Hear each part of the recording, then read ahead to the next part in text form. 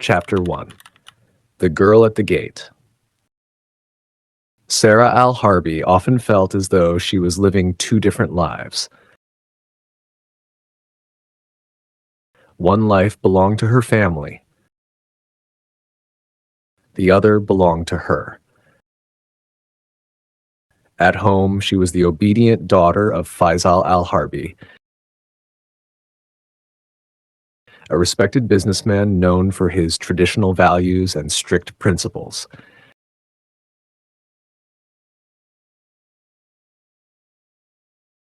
She wore her abaya, covered her hair, followed the household rules,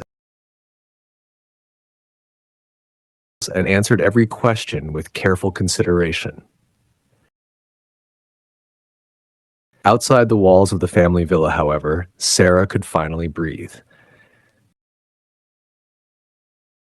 Not because she hated her family.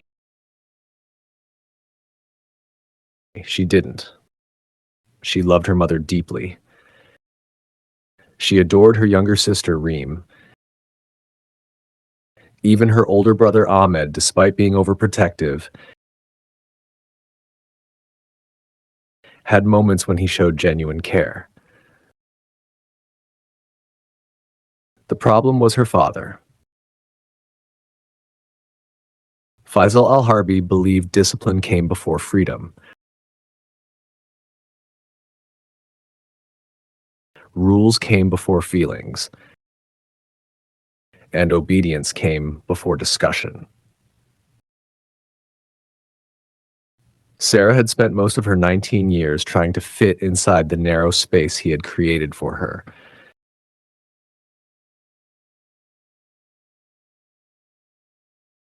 Lately, she was beginning to wonder how much longer she could do it.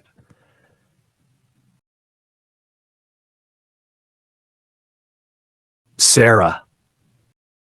Her father's voice echoed through the house. Sarah closed her anatomy textbook and looked toward her bedroom door. The day had been exhausting. 3 lectures, 2 laboratory sessions, an assignment due the following week. All she wanted was an hour of peace. Apparently, that was too much to ask for. She walked downstairs and entered the living room. Her father was seated in his usual chair, reading business reports on his tablet. Her mother, Maha, was arranging teacups on a tray nearby. Ahmed sat on the sofa, scrolling through his phone. Everything looked normal, which usually meant trouble was coming. Faisal looked up. Where were you after university? Sarah blinked. At the library. Until 5. Yes, his gaze remained fixed on her. For a moment, she felt like she was being interrogated rather than spoken to. Who were you with? Lena and Noor. Finally, he nodded. Fine. That was it. No greeting. No asking how her day had been. No interest in her exams. Just questions. Sarah lowered her eyes. Can I go now? Yes. She turned immediately. Sarah? She stopped. Don't forget your cousin's engagement party on Thursday. Great. Another family gathering. Another evening full of relatives asking when she planned to get married.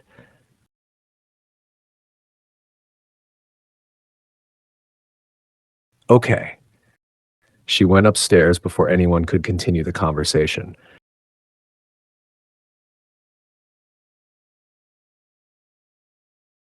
Reem was waiting outside her bedroom. The 14-year-old was leaning against the wall with a mischievous grin.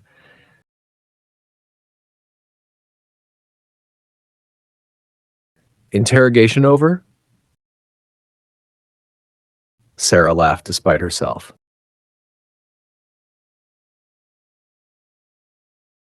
Barely.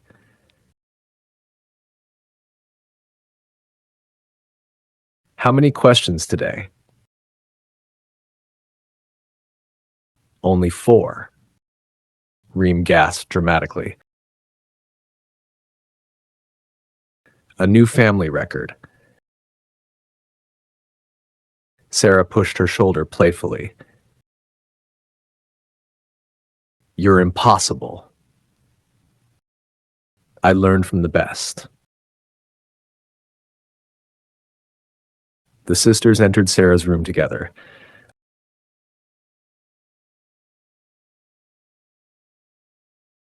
Unlike most people in the house, Reem never judged her. Never questioned her. Never demanded explanations. Sometimes Sarah felt her little sister understood her better than anyone else.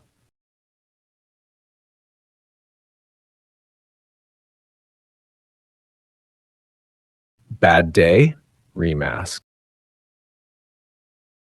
Sarah sat on the edge of her bed. Not terrible. That's not an answer. It was long. Better. Reem sat beside her.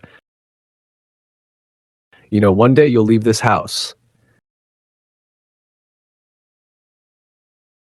Sarah smiled sadly. Maybe. No, definitely. The certainty in her sister's voice made something tighten inside her chest.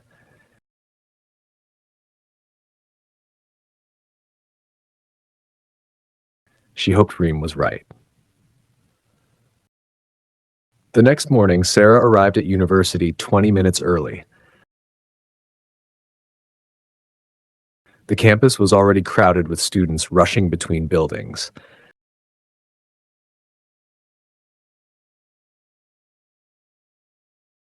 For the first time that day, she felt herself relax. University wasn't perfect. The workload was overwhelming. The exams were terrifying. The professors seemed to enjoy assigning impossible amounts of reading.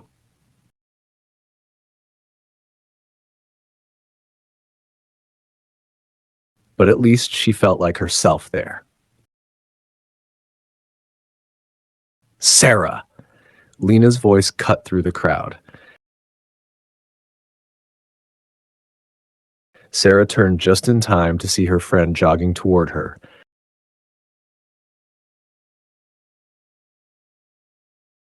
Lena was energetic enough for 3 people. Noor followed behind at a much more reasonable pace. There you are, Lena said dramatically. I thought anatomy finally killed you. It tried. Noor laughed. Did you finish the assignment? No. Good. Why is that good? Because I didn't either.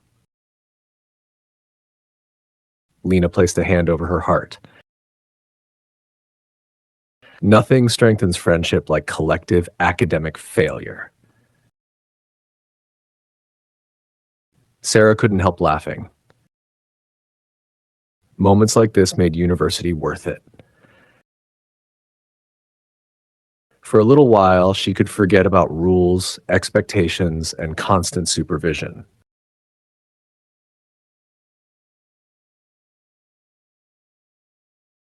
For a little while, she could simply be Sarah. The day passed quickly. Lectures, laboratories, group discussions. By the time classes ended, Sarah felt exhausted. She said goodbye to her friends and called a taxi. As the city moved past the window, she leaned her head against the glass and watched the streets blur together.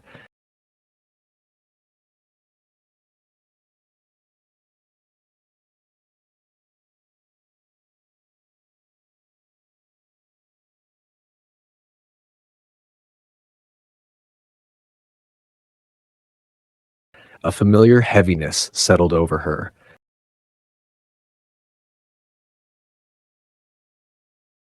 The closer she got to home, the more it returned. The feeling of stepping back into a role she never chose.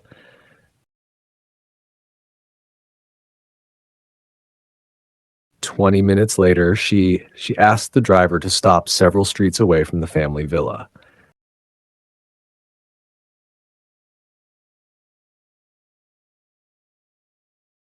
The driver frowned. "We're not there yet." "I know." He shrugged and accepted the payment. Once the taxi disappeared around the corner, Sarah opened her bag.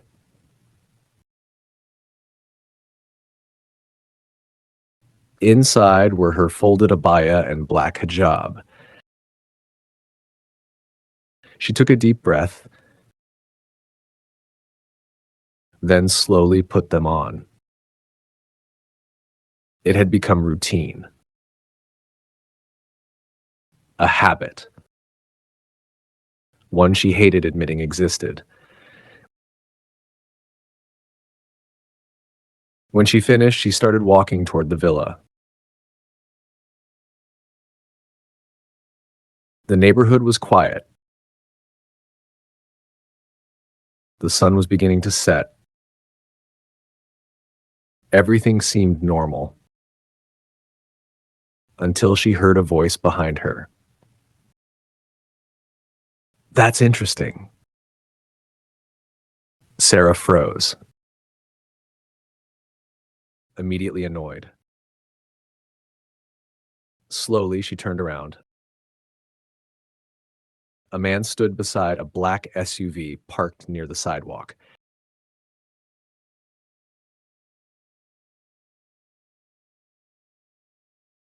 He looked about 25.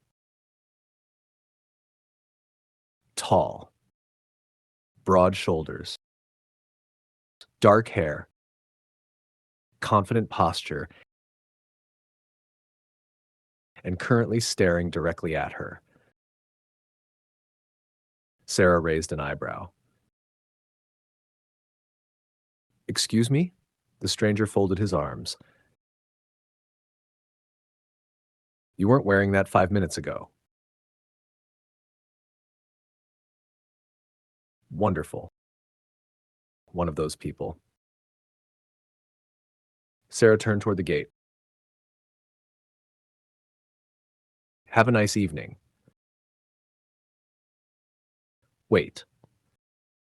She stopped, mostly because she couldn't believe his audacity. "What? Who are you?" For a moment, Sarah wondered if she had heard him correctly. Then she laughed.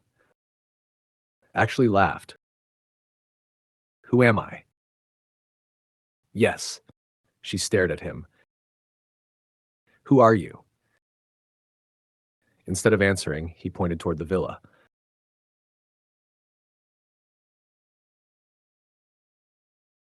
"I know the family who lives here." "So?" "They're very religious." Sarah instantly understood what he was implying. Her irritation doubled, maybe tripled. And the man seemed surprised by her reaction. Sarah crossed her arms. Do you spend your free time monitoring strangers? His jaw tightened. I'm asking a simple question. And I'm telling you it's none of your business. The silence stretched between them. Neither looked away. Finally, Sarah spoke. This is my house. For the first time, genuine surprise crossed his face. What? My house. He looked at the villa, then back at her. You're Faisal Al-Harbi's daughter? Congratulations, you figured it out. The stranger blinked. Because he knew the Al-Harbi family. He had known Ahmed for years. He had visited this house more times than he could count. Yet somehow he had never met Sarah. Not once. And she was nothing like he expected. Most people became nervous when confronted. Most people apologized. Most people explained themselves. Sarah did none of those things. Instead, she looked ready to throw him into traffic. And strangely enough, he found that amusing. What is your name? He asked. No. His eyebrows rose. No? No. You won't tell me your name? You didn't tell me yours. A smile tugged at the corner of his mouth. You always this difficult? Sarah took a step backward toward the gate. You always this annoying? Then she walked away, leaving him standing there, staring after her, confused, amused, and far more interested than he should have been. That evening, as Sarah entered the house, she found Ahmed in the hallway.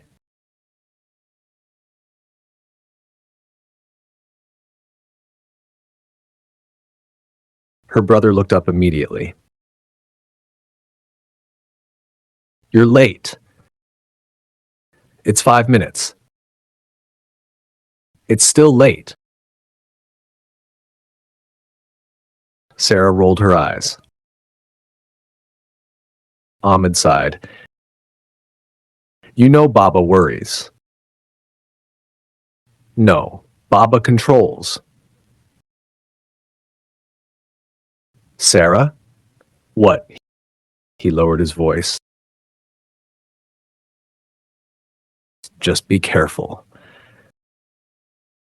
For a moment she softened. Because, unlike their father, Ahmed's concern came from love. Misguided love, perhaps. But love nonetheless. Okay. He nodded. Conversation over. Outside the villa, the stranger finally got into his SUV. His phone rang. He answered without taking his eyes off the house. "Where are you?" his friend Omar asked. "Outside Ahmed's place." "Still?" "Yeah." "What are you doing?" The man smiled slightly. For the first time all day, "I think I just met someone interesting." "Who?" He looked once more at the gate where Sarah had disappeared, then started the engine. A problem. And although neither of them knew it yet, that problem was about to change both of their lives.